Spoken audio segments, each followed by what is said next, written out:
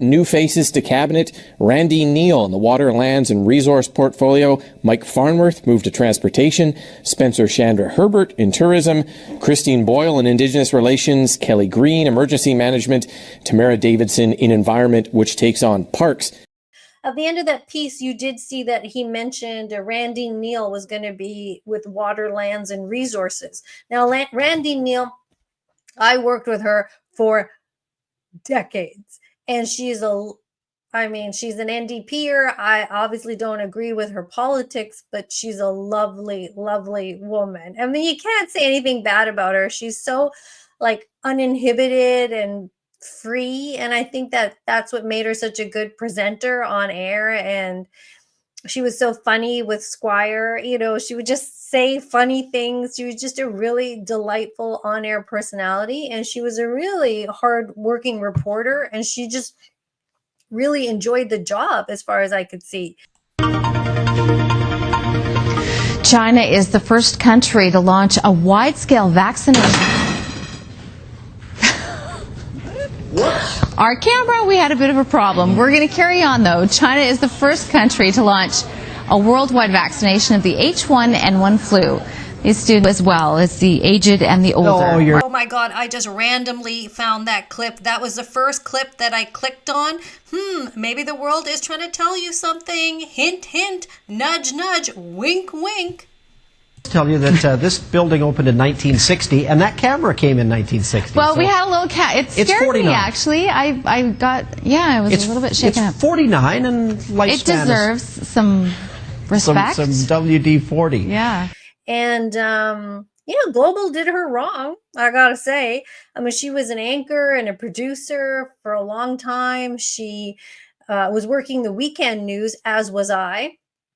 And she liked her shift because you do 4 to midnight on the weekend. She had Monday, Tuesday off, and then she reported 3 days a week. And she loved that shift. She told me how many times she liked that shift.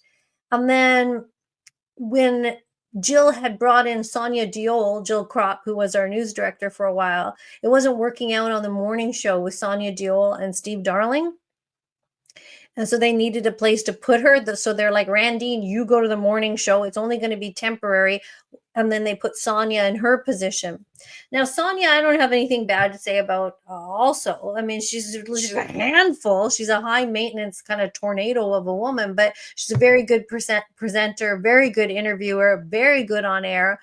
She's slow. Like when she goes to do something, she needs a lot of hand holding, like, because she doesn't like cut a story together as fast as everyone else does. She just comes from maybe the BBC where she maybe had more help, but I don't have anything bad to say about her. But they put her on Randene's shift and then took Randene and put her on the morning shift and told Randene that it would be a temporary thing.